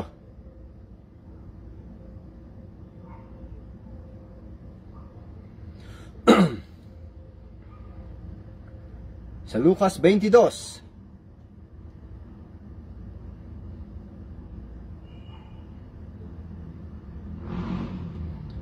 Po. 22:19. Basa, dumampot din siya ng tinapay at matapos magpasalamat sa Diyos, ay kanyang pinaghati-hati iyon at ibinigay sa kanila. Sabi niya, ito ang aking katawan na inihandog para sa inyo. Gawin niyo ito bilang pag-alaala sa akin. 20. Gayon din naman, dinampot niya ang kopa pagkatapos maghapunan at sinabi, ang kopang ito ang bagong tipan ng Diyos. Yan, na pinagtibay ng aking dugo. Ang aking dugo ay mabubuhos alang-alang sa inyo. Ayan. Hindi ba naiintindihan ng mga pastor yan? Yung bagong tipan ng Diyos, yung dugo ni Jesus Christ pala yun. Na mabubuhos alang-alang sa inyo. Kaya dapat lagi siyang inaalaala. Yan po yung nang si Jesus Christ po ay pumasok na at magsimula na siyang mangaral, nabautismuhan siya sa tubig, natukso na siya ni Satanas, nagsimula na siyang mangaral, ito po'y bahagi ng kanyang gospel. Ayan. Ito po'y mabuting balita. Kasama po ang bautismo sa tubig. Marami pong nagsasabi, mga pastor na ang bautismo daw sa tubig ay hindi bahagi ng gospel. Alam niyo, kalokohang aral yun eh. Sinasabi nila na hindi nila naiintindihan yung kanilang mga sinasabi. Maraming pastor niya na nagsasabi na ang bautismo sa tubig hindi raw bahagi ng gospel. Ano ba yung gospel? Mabuting balita. Hindi ba mabuting balita na si Jesus Christ ay nagpabautismo sa tubig? Kinuha niya lahat yun? Pambihira naman itong mga pastor na ito. O ngayon, itong pagkain na nakakuha tayo ng guide sa mga Israelita, yan mga kapatid at mga kapwa Kristiyano, yung sinabi niyang mga mana, merong sinabi si Jesus Christ tungkol dyan sa umulan ng mana o yung pinapagkain nila. Ayan, basahin ho natin sa Juan 6 at ang talata po ay 29. Ayan, hanggang 35 po Ito ang ipinapagawa sa inyo ng Diyos. Ang kausap ho niya dito ay mga Hudyo. Sabi ho niya, sa pinapagawa ng Diyos, sumampalataya kayo sa sinugo niya, tugon ni Jesus. Sino ba ang sinugo ng Diyos? Hindi walang iba kundi si Jesus Christ. Dapat sumampalataya sila doon sa sinugo ni Jesus, ng Diyos na si Jesus Christ. O ngayon, 30, ano pong himala ang maipapakita ninyo upang sumampalataya kami sa inyo? Ano po ang inyong gagawin? Ang aming mga ninuno ay kumain ng mana sa ilang. Ayon sa nasusulat, sila binigyan niya ng tinapay na galing sa langit. Sabi nila, yung umulan po ng pagkain, galing sa langit. Yun yung sinabi ng Panginoon Diyos. Ito naman ngayon sagot ni Jesus Christ sa panahon natin ng Kristyanismo. Sumagot si Jesus, pakatandaan ninyo, hindi si Moises ang nagbigay sa inyo ng tinapay na galing sa langit, ang aking Ama ang nagbibigay sa inyo ng tunay na tinapay na galing sa langit. Sapagat ang tinapay na galing sa Diyos ay ang bumaba mula sa langit at nagbibigay buhay sa sangkatauhan. Si Jesus Christ pala ang pagkain natin, mga kapatid at mga kapwa Kristiyano. Siya pala yung tinapay. Okay, 34. Sumagot sila, Ginoo, bigyan po ninyo kami lagi ng tinapay na ito. Si Jesus Christ nga, sinabi ni Jesus, ako ang tinapay ng buhay, ang lumalapit sa akin na hindi na magugutom kailanman. At ang sumasampalataya sa akin ay hindi na mauuhaw kailanman. Ayun na, brother, mga kapatid, my dear brothers and sisters. Kaya pala hindi uminom si Jesus Christ ng tubig. Ayan, sabi ni Pastor Jacob Santos, uminom daw ng tubig. Hindi nga Kasi kasama na nga doon Yan ang bagong tipan ng Diyos na pinagtibay ng kanyang dugo. Si Jesus Christ pala ang pagkain. Pag sumampalataya ka rin sa kanya, hindi ka na rin mauuhaw. Kaya hindi siya uminom ng tubig. Hindi siya kumain, hindi rin siya uminom ng tubig. Bakit? Kasi bit na niya ang bagong tipan ng Diyos. Hello? Pastor Jacob Santos. Kaya, wala. Ang gagawin mo na lang, magtatago ka na lang sa aparador. Parang si ka rin, yung pamangkin, si KDR, na sinasabihan mo na nagtatago sa aparador. Ikaw nagtatago ka rin sa aparador duwag ka rin Hinahamon nga kita ng isang maginoong pag-uusap sa Biblia. May Facebook Live ka, may Facebook Live din ako. Mag-Facebook Live ka, magsagutan tayo. Mag-running debate tayo. Patunayan mo sa mga miyembro mo na ikaw ay may Holy Spirit. Patunayan mo, dahil mapapatunayan ko talaga na wala. Meron ka bad spirit. Ayan, kaya dapat, Pastor Jacob Santos, padalhan mo na ng sustento yung anak mo, kawawa naman. Tapos tigilan mo na yung pambababae mo. Napapaghalata ka na. Nakita ka na may ebidensya na Hello. Ayan po mga kapatid at mga kapwa Kristiyano na si Jesus Christ, yan po yung pagkain. Hindi ho siya uminom ng tubig, hindi ho siya kumain nung panahon ng pag-aayuno niya. Hello. O ngayon, Brother Vincent, itong ating time kasi na ito, syempre, kumakain din tayo nagugutom tayo, kaya nga tayo naghahanap buhay, nakakaramdam tayo ng gutom. Ano ba ang dapat nating kainin, mga kapatid at mga kapwa Kristiyano? May binabasa lang po ako.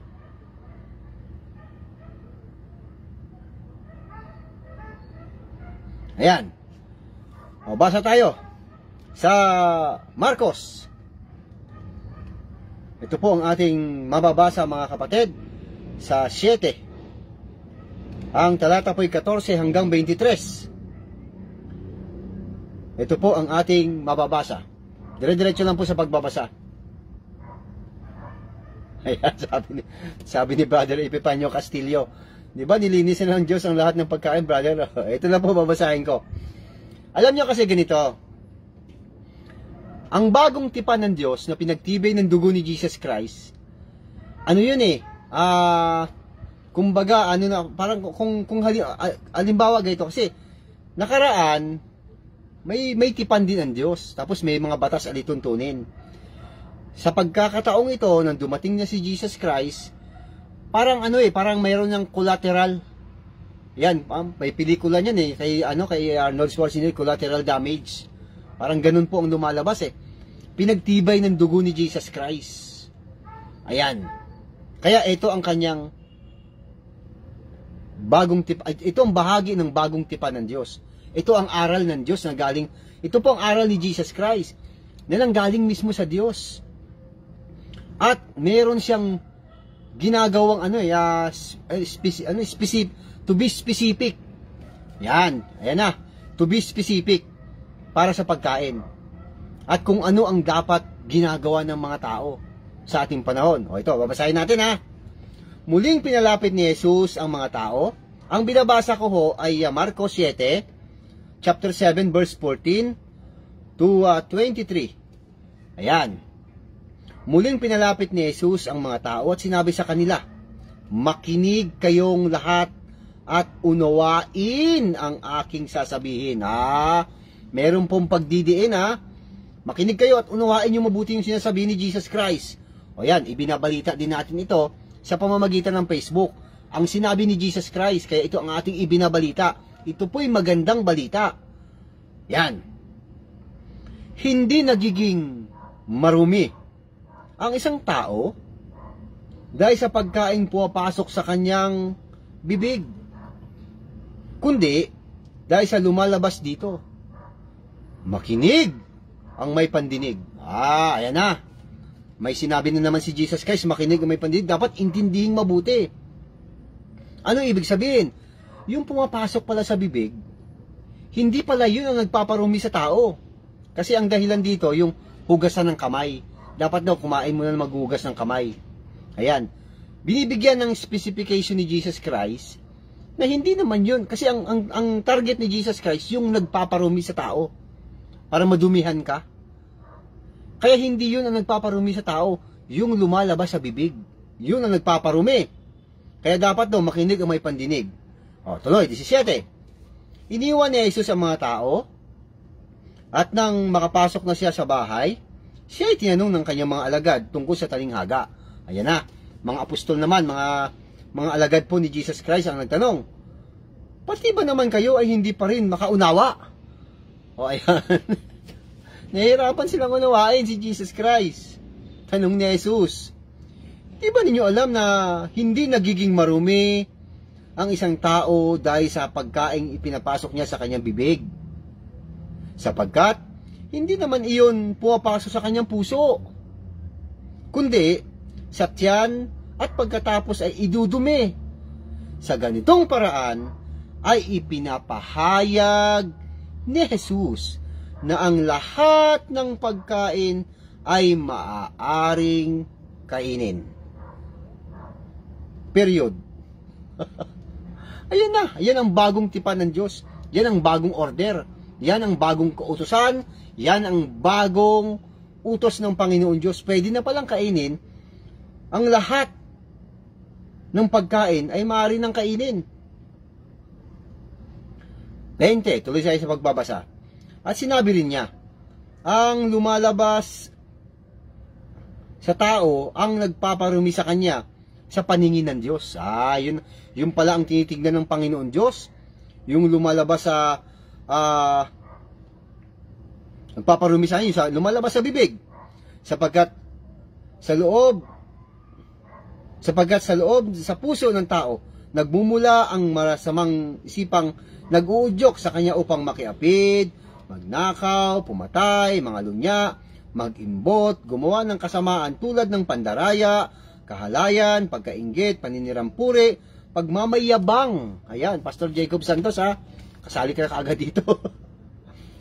At kahangalan. At ang lahat ng masamang bagay na ito ay nanggagaling sa puso at dahil sa mga ito ay nagiging marumi ang tao. Ayan. Ang tinatarget pala ng Panginoon, yung lumalabas sa bibig. Bakit? Kasi pag lumalabas sa bibig, yun yung laman ng iyong puso. Yan. Hello. Yan po ang sagot sa tanong ni Brother Epifanio Castillo. Nilinis na po ng Panginoon. O ngayon, sabi naman ni Sister Emmy Alfonso, bawal daw bang kainin ng baboy? Yan. Sabi ho ng doktor, pag ikaw ay may high blood, bawal talaga sa iyo baboy. Pwede tikim-tikim lang. Pero hindi ho bawal kainin. Tawag ho doon, disiplina. Dapat magbigay din ho ng disiplina. Kapag ka ikaw naman ay malakas, wala ka namang iniingatan, bakit namang ipagbabawal ang pagkain ng baboy? Hello? Ngayon, kung ano po ang sinabi ng doktor na huwag ka munang kumain ng maraming baboy, halimbawa isa-isang loob ng isang linggo, 2 beses lang, pwede naman yun. Mga kapatid at mga kapwa Kristiyano, ang bawal po talaga kainin, siyempre yung dugo. Hanggang ngayon po, sa panahon natin, hindi pwedeng kainin yun. Bakit? Kasi yun nga po ang ang sinasabi ng Biblia, pinagtibay ng aking dugo. Dapat hindi yung kinakain kasi ilalabas lang uli sa dumi. Idudumi mo lang. Yan, kaya dapat ang dugo, binubuhos yun. Yan, tinatapon sa lupa. Hindi dapat kinakain yun. Ayan, marami po nagtitinda ng Betamax. Yan, sa ihaw-ihaw, ginagawang Betamax. Bawal ba, Brother Vincent? Yung iba ho, ginagawa pang ang Betamax pwede bang kumain? Bahala kayo. Pwede bang kumain ng dugo? Betamax o kaya dinuguan? Ako ho, hindi. Ako, matakaw ho ako dati dyan Pero, alam niyo ho kung bakit nawalan ako ng ganang kumain yan? Naku, alam niyo ho, nagluluto ako dati niyan. Ang galing-galing ko magluto niyan sa probinsya ng dinuguan. Kasi kwento ko lang ho. Nag-aalaga po yung aking kapitbahay doon ng mga manok na 45 days. Ang dugo ho, sinasahod. Tapos, yun po ang hinihingi ko nga ho dati. Ako po ho nagluluto, pinapahain ko po sa mga kapatid ko. Yan, kuha po ako ng papaya, hinihiwa-hiwa kong maliit para may gulay. Yan, tapos yung mga bituka, nililinis ko para naman may ulam kami. Yan. Tapos, gawin din ho, yung meron ho isang uri ng shell. Sa Tagalog ho, tawag ho dyan, batotoy. Yung shell na yan, malalaki ho sa amin yan. Pag binuksan mo kasi, may dugo yun dinuduguan din po namin yun. Ayan. Po, sinihiwa-hiwa namin yung laman noon, yung batotoy na yon. Ayan. Hanggang sa naimulat po sa akin ng Panginoon Diyos. Ano po ang kanyang ipinamulat sa akin tungkol sa dugo? Ito po, totoong nangyari ito. Ganito po ang nangyari. Minsan ho, si mama ay nagluto ho ng dinuguan. Tapos, nilalagyan ho niya ng suka yun Yan. Tapos, saka po iluluto. Palibhasa, galing po ako sa eskwelahan. Hindi ho ako agad-agad nakauwi. Tiniraan po ako ni mama ng dinuguan. Pag gutom na ho ako. Lumamig na ho ang dinuguan eh. Nakita ko ho yung mga natuyong dugo sa labi ng mangkok na malaki. Bumabalik na ho sa pagiging pula. Ayan, ibig sabihin kung ano yung kulay niya noon, kulay pula, hanggang sa matuyo na siya, bumabalik na ho. Di ba itim yun pagka naluto? Bumabalik na ho sa pagiging pula. Ginanon ko pa nga ho, pula. Sabi ko, naku, hindi na ako kakain ito. Ayan, simula ho nun, pinaalala na sa akin ng Panginoon Diyos yun. Yan, kaya tama ho sinabi niya, ang dugo ay buhay. Sagrado kasi ang dugo. Sabi naman ni Sis Amy Alfonso, bawal. Bawal ho kainin ang dugo. Itapon na lang. May maraming mga pagkain naman dyan eh. Sa mga Kristiyano, sa mga tunay po, ng mga tagasunod ni Jesus Christ, yung dugo ho ay pantubos ho yun ng kasalanan. Nabuhos ho yun eh. Huwag ho natin kainin. Nakakainsulto po sa Panginoon yun. Hayaan na lang natin na itapon sa lupa. Kain na lang tayo ng laman ng pagkain na yan na galing sa dugo. Huwag na lang ho tayo kumain ng dugo. Alisin na lang ho natin yung sinasabi ng iba na may marumi o kung etc. Huwag na lang ho tayo kumain. Pero pwede hong kumain ng baboy. Sabi naman ng ibang mga relihiyon, Sabadista po ba yun? Sis Amy, hindi ko alam. 70 Adventist po ba yun na bawal ang baboy? Hindi ho. Luma na ho yun eh. May bagong tipan na ho tayo eh. Pinagtibay ng dugo ni Jesus Christ. Kaya doon tayo kumapit, doon sa bagong tipan na dala-dala ni Jesus Christ. Yun po yung bagong tipan eh. Iningatan ho ni Jesus Christ yun.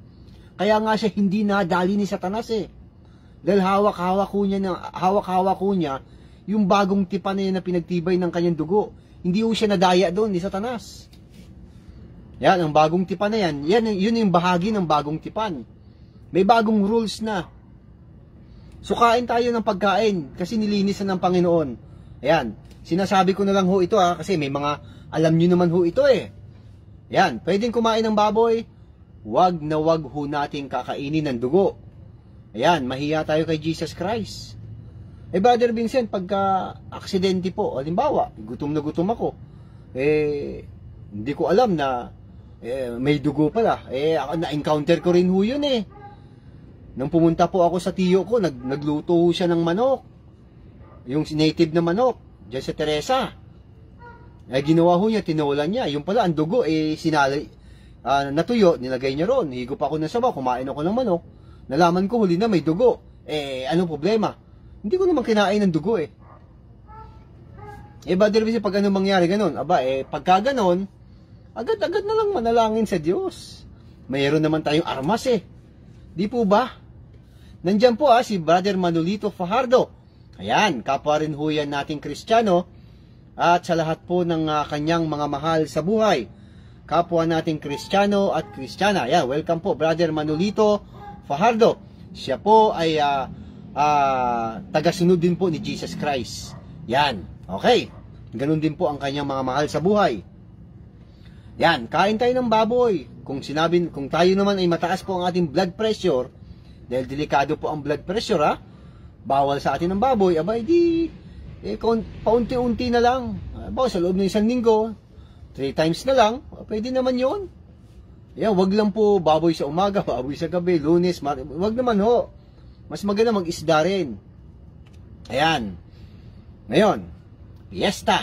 Ayan. Mga kapatid at mga kapwa Kristiyano, fiesta. Brother Vincent, palibhasa o kasi uso ngayon ng fiesta eh. Sabi kasi nung ibang mga reliyon, dating daan ako, mahigpit dyan eh, bawal mamiesta. Ang fiesta kasi, dedicated nila sa mga Diyos-Diyosan. Sabi nila, sino po ang may kagagawan yan? Sino po ang may gawa niyan na relihiyon? Siyempre ang Katoliko. Ang kadalasang gumagawa niya, halimbawa, piyesta ng Poong Nazareno, mga ganun po. Hindi ko kasi kabisado talaga yun. Hindi ho ako interesado eh. Mga ganun bagay. Interesado ho ako sa turo ni Jesus Christ. Doon ako nakapokus. Kaya nga hindi ko nga alam kung anong relihiyon pa ang nagbabawal diyan sa baboy. Yan. Bawa, piyesta, dedicated doon sa sa kanilang piyesta ng Poong Nazareno, piyesta ni ganito, piyesta ni ganyan. Ngayon, meron pong handaang pagkain. Ayan. Ayan, ito na. Okay. Ngayon, dahil meron pong handaang pagkain, halimbawa,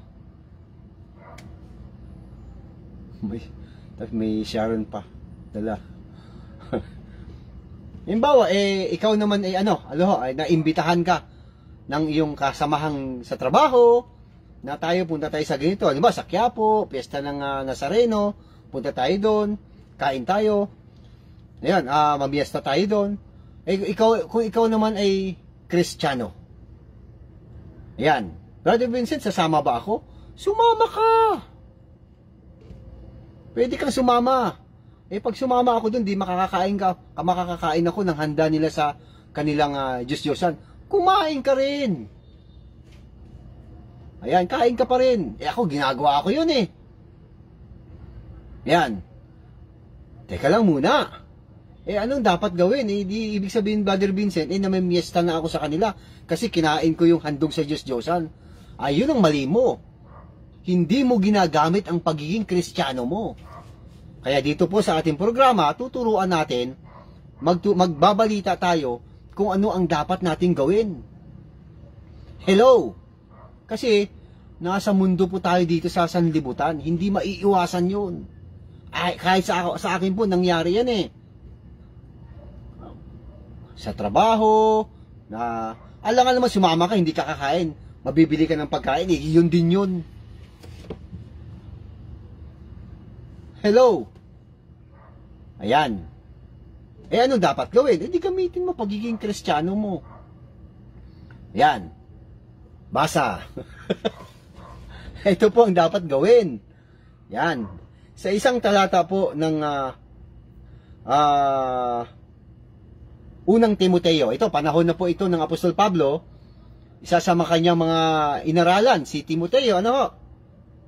Ayan. Ito ang kanyang, ito ang batas. Kasi ganito po yun mga kapatid.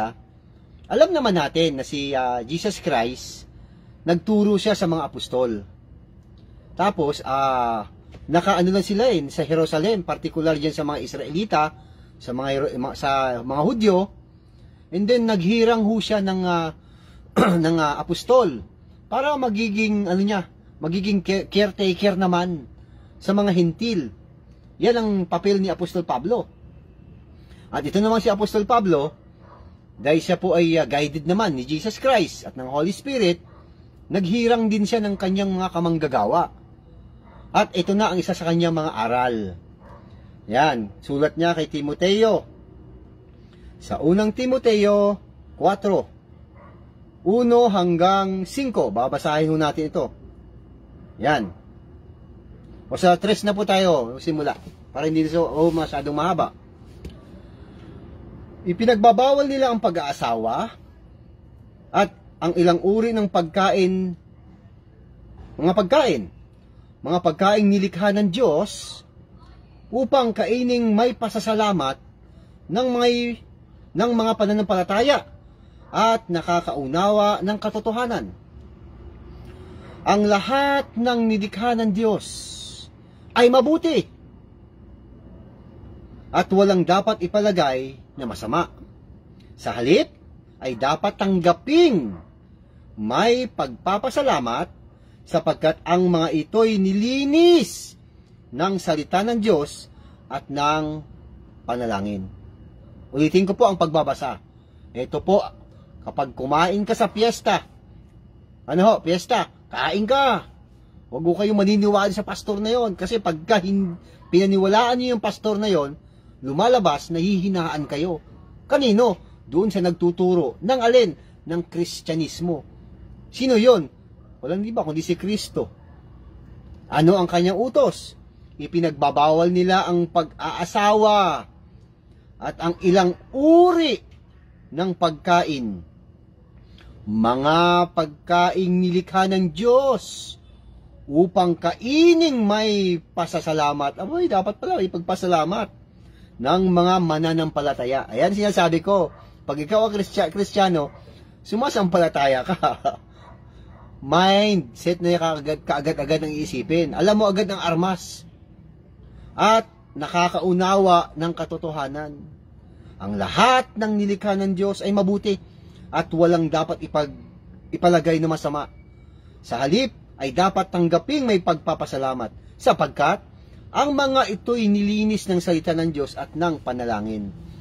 Therefore, pag isang Kristiyano na imbitahan sa piyesta, wag agad sunggab ng sunggab. Wag agad kakain. Bakit? Hinandog nila yan sa Diyos-Diyosan eh. Anong dapat mong gawin? Manalangin ka. Yan ang weapons. Yan ang armas. Dahil sa pamamagitan ng pananalangin, maaalis. Dahil pagkain yan galing sa Diyos, hindi kanya yan eh. Maaalis yung pag-dedicate nyo. Dedication yan guys sa isang halimbawa, yung Nazareno o kung ano-ano pa man ang pinagagawa. Dedicated nyo, aalisin mo yung pag-dedicate na yan. Banatan mo agad ng panalangin. Kasi Kristiyano ka eh. At yan eh, sigurado ako na malilinis yan. Bakit? Kasi yan ay dinaan mo na sa panalangin. Yan, sasabihin ng Panginoon, sabihin mo, Panginoon, narito po, Panginoong Hesus, narito po ako ngayon sa isang lugar na meron pong kapiyastahan. Ako po'y hindi nakikisama sa kanila, ngunit may pagkain. Ang sabi nyo po ay malilinis ito sa pamamagitan ng panalangin. Ipinapanalangin ko po ito sa inyo, Panginoon, Amang banal, na makapangyarihan sa lahat, na lumikha ng langit at lupa.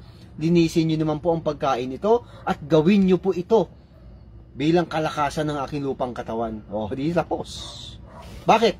Pinalangin mo na sa Diyos eh. O ano pa silbi nung dedicated na pagkain na sa Diyos-Diyosan? Di wala na. Ayan, pag hinandog, panalangin mo agad. Bakit?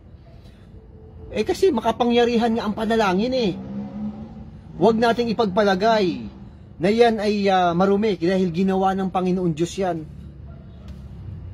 Yan mga kapatid at mga kapwa Kristiyano. Kaya kalimutan nyo na ho yung mga sinasabi ng iba.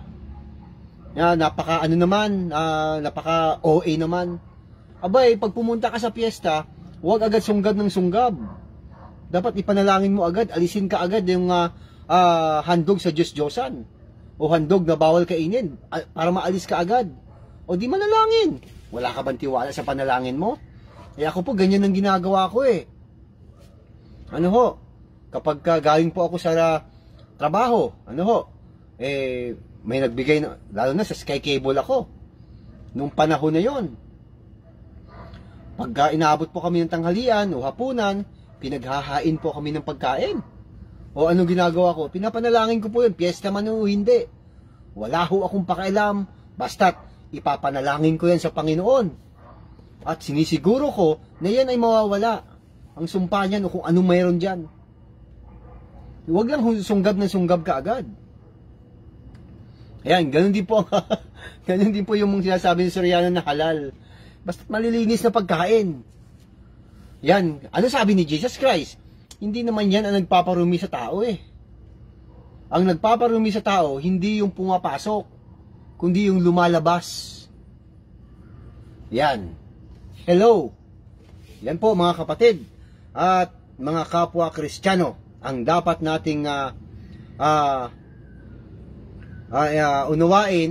Yan po ang magandang balita na nakasulat sa Biblia. Ayan. O sige po.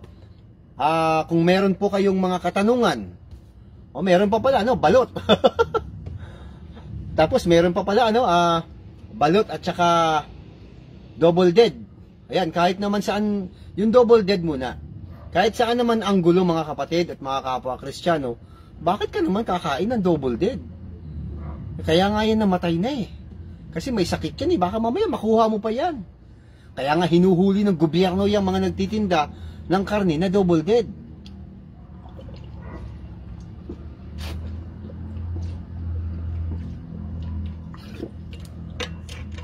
Kasi makakasama ho yan sa kalusugan. Yung double dead na yan. meron namang meron namang hindi double dead. Bakit hindi yun ang bilhin? Kaya mag-ingat po mga kapatid at mga kapwa Kristiyano. Kung halimbawa yung double dead, hindi mo naman alam, hindi ka naman nagkasakit, di ayos lang. Basta lagi-lagi pong padaanin sa panalangin. Yan, ang nakasakasama ko si Brother Bert, ako, hindi mo yun mapapakain hanggat hindi mo na nagsimulang manalangin sa Diyos. Binabanggit ho niya palagi ni Brother Bert na, Panginoon, linisin mo po ang pagkain na ito.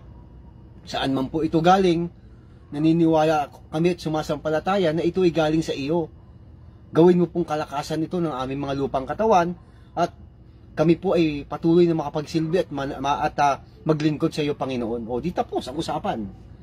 Dahil galing yan lahat sa Panginoon. Siya ang nagpapagalaw niyan. O, balot. Hindi ko lang ho alam kung ano po yung ano sa balot. Ang alam ko ho mataas din po yata ito sa sa cholesterol ba? Hindi ko alam. Ayan. Kung bawal kainin, wag na lang kainin. Ako, hindi ko kumakain ng balot Ayan, meron namang hindi, pwede namang kainin, maglaga na lang itlog. Parehas din naman yata yon. Ayoko nakakita ng mga bala-balahibo Hindi naman po ako masailan, kaya lang ayokong kumain ng balot. At yan din po ang sinabi ko sa aking mga anak na, huwag na kumain ng balot ba't balot? Pero sa tingin ko pwede naman sigurong kainin kasi binibenta Ewan ko. Ayan mga kapatid, basta't lahat ng pagkain ay nilinis na ho yan ng Panginoon. Wag na wag lang ho tayo kumain ng dugo. Yan. Wag na wag lang ho ang dugo dahil nasa dugo po. Ayan, yung nga po na nasa dugo po ang ginawang paraan ni Jesus Christ para tubusin po ang kasalanan. Ang significant po nun, ayun, kahalagahan nun, na sinasabi sa dugo, papasok sa bibig, lalabas po sa dumi, magiging dumi. Hindi dapat ganon. Dapat, wag nang ganon, wag kainin yung dugo. Tapo na lang, para safe ka na rin. Gawin din po yung iba pang mga pagkain. Yan, balot, yung binigti, yung double dead. Balot at binigti. Yan. Huwag na lang ho tayong kumain ng mga binigti o yung double dead, yung sinasaling dugo, yung sinasalin dugo, bawal. Yung yung ako ho, nakasalinan na rin ho ako ng dugo. Ilang beses na. Hindi ho kasi nung tayo pong mga kabataan, meron din naman ho tayong mga na-hospital din ho ako. Hindi ko bawal yun, yung sinasalin, kasi hindi naman po pa sa bibig Maliban lang kung inumin. Po yun, isang uri ng pag-aaral na pangligtas ng buhay ho yun, yung pagsalin ng dugo. Yan, mabuti ho yun. Nagliligtas ho kayo ng buhay. Halimbawa, ikaw ho nangangailangan ng dugo. Yung punta ka lang sa Red Cross. Kaya nga ang Red Cross, meron silang layunin na mag-donate ka ng dugo. Marami kang buhay na maisasalba. Isang mabuting gawain ho yun. Na ikaw po ay ng dugo, ikaw ay mag-donate ng dugo at isasalin sa kapwa mo. Yan, mabuting bagay ho yun. Hindi ho masama yun. Hindi naman sa bibig po ang pinag-uusapan si Emmy. Kailangan huwag pumasok dito sa bibig. Kung yun po isasalin sa'yo, nakapagdugtong po ng buhay. Kaya isang mabuting gawain ho yun. Wala hong masama doon. Basta tatandaan ho natin. Si Jesus Christ po, lahat po ng mga dapat nating gawin, hindi na po natin ginagawa. Di tulad ng Israelita noon na talagang ginagawa pa nila. Nung dumating po si Jesus Christ, pinagaan na po niya. Kung dati-rati si Emmy at mga kapatid at mga kapwa Kristiyano, kung dati-rati kayo po ay naghahagdan papunta sa 50th floor, hinahagdan nyo pa, pagpalagay na lang natin 4th floor na lang. Kung dati-rati ikaw ay naghahagdan, tapos merong itinayong bagong building din, 4th floor din, meron na siyang elevator, alin ang mas mabuti? ang maghagdan o mag-elevator? Eh lalo na pag masakit na ang tuhod mo.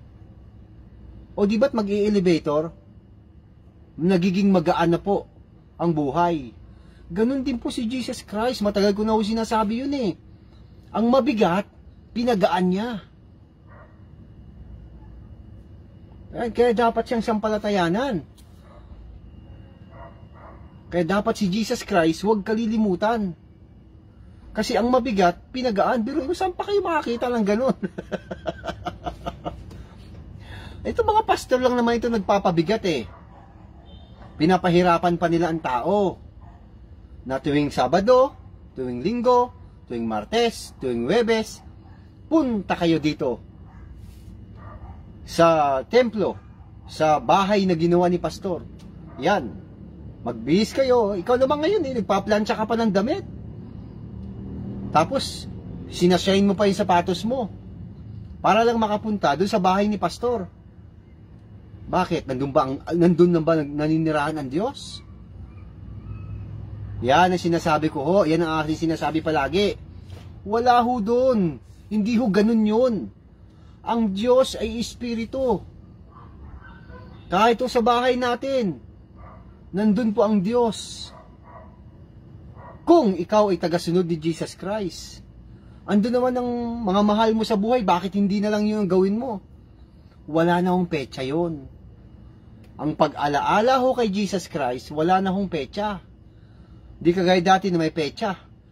Ang pag-alaala ho sa ating mahal na Panginoon Diyos, sa panahon na yun kay Jesus Christ, wala hong Lunes, Martes, Miyerkules, Huwebes, Biyernes, Sabado, Linggo. Hindi na ho ganun.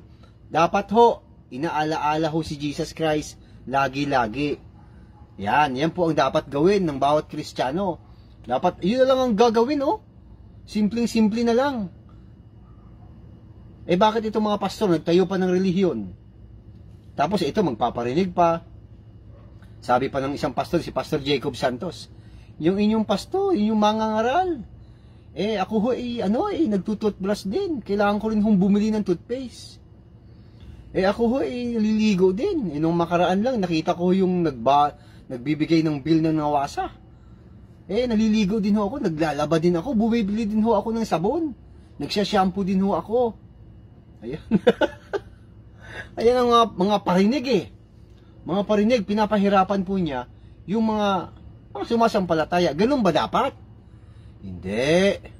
Hindi ganun. Dapat simpleng-simple na lang. Ha? Yan po ang dapat gawin ng mga kapwa Kristiyano, yung mga tagasunod ni Jesus Christ. Kaya dapat, yung mga kapwa Kristiyano, tumulong sa dapat tulungan. Huwag tutulungan yung nagpa-flash yung kanyang bank account dyan sa kanyang programa. Tapos may GCash pa. Eh hayagang nang hihingi po yun. Nag-iipon ng pera. Kasi may pinag-iipunan. Kaya sabi ko nga sa inyo, tulungan ang dapat tulungan. Kung magbigay, magbigay. Huwag yung kung ano-ano pang mga ginagawa kaya lalong gumugulo eh. Ano ho? O ngayon, ito nga ho, yung ating programa na ito. Ito naman napakasimple lang eh. Wala namang malaking kailangan dito. Ayan. Hindi naman kailangan. Hindi kagaya dati, talagang kailangan ng maraming pera.